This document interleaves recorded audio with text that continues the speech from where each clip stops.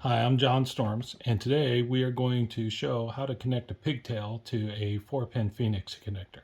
So these green little doodaddy connectors that you get with your controller boards, they're called Phoenix connectors.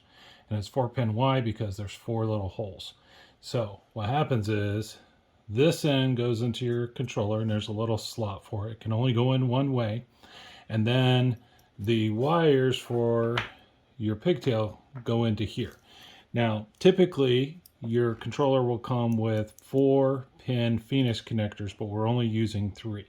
So you actually want to look at your controller and see where the pins are. So this first hole is minus. So I put the minus or ground on the side, so I put a little minus sign. Then all the way on the other side, we're using it for V plus or plus. And so I'll put a plus side on the side. The only other one I need to know is which one's data, and it's this one. Okay, and then this one is unused. So first thing I want to do is I want to make it ready, get it ready to take the cable. And right now, all the teeth are in that upward position. So I'm going to bring them down. So I just have a little screwdriver. You get these for Christmas from your kids every year. And let me see if I can get the lighting just right. See, I'm going to twist this and see how that tooth goes up. We get the next one. Tooth goes up.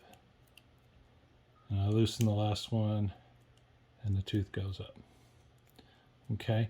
Now what's happening on the inside is they got a little tooth like this, right? And then there's a corresponding tooth like this, and when you bring them together, they make a connection. So if you put a wire in between the two, and then you bring these, it's going to make sure that wire goes all the way around. You get a good solid connection. Not only that, it's really strong. It's actually really hard to pull out. Okay. Now, what you don't want to do is you don't want to put a little stud on the end. I think I actually got an example of one of those over here.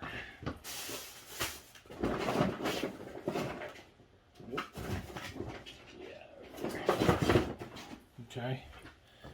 See these? Some people will put these on the ends and then they'll stick those into the holes of their thing and push them in. But the problem is these things don't bend. Okay?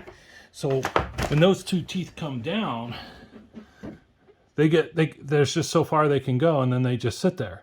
And then it's a lot easier for that to pull out. So they think they're actually doing it to get a sounder connection. They're actually making it worse. Now, in this case, the vendor that I bought the pigtail from, he tins the tips, meaning he puts solder on the tips of the wires. But you don't even want them tinned, because tinning the tips will also make it so that you don't get a good connection. So the first thing I do is I come in and I just whack those guys off right away. Okay, so boom, they're gone. And these tend to be 18 gauge wire. So I find the 18 hole on my thing and I give it about a 1/4 inch. All right, and we're just going to strip each one of these. And what we're left with is bare wire. And that's what we want. You want to put bare wire in there. Now, you want to be really careful that the wires don't fray. So I give them a couple of spins, because you don't want the wires to fray and have one single strand of copper going into the wrong thing. That'll cause you problems. See that? And then what you do is you put the black goes with V minus. So just get my wires in order here. Black goes with V minus, with the minus. The middle is going to be my data, which is yellow. And then on the end is my red for V positive. So this is V positive, data, and V minus. See? And I want to put them in such a way that I don't have any copper exposed, right? And these guys are feeling just a little long, especially that V minus. So I'm going to come up and I'm going to trim that back just a teeny tiny smidge. And then I was going to do even less of a smidge on the data. Okay. It doesn't have to be perfect, but the better quality you do, the less likely you're going to have a problem. Okay, there goes the V plus. Now the data, and to me it kind of feels like I'm walking them in. We just give them a little wiggle. Not pushing hard, just a little wiggle so they kind of get in there on their own. There, so they're all in there, so I'm applying some pressure.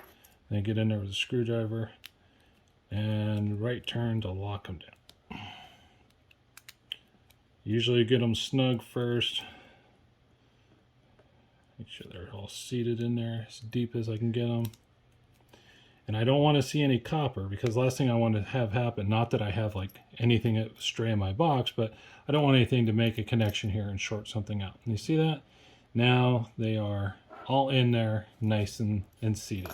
Now obviously if I do it like this, I got a problem, because you want this to actually be running through the hole in your controller, because you know these Phoenix connectors don't, you know, they're pretty big, they don't fit through holes. But anyway, this is the proper way to screw down a pigtail into a Phoenix connector so that it stays nice and tight. Okay, thanks for watching.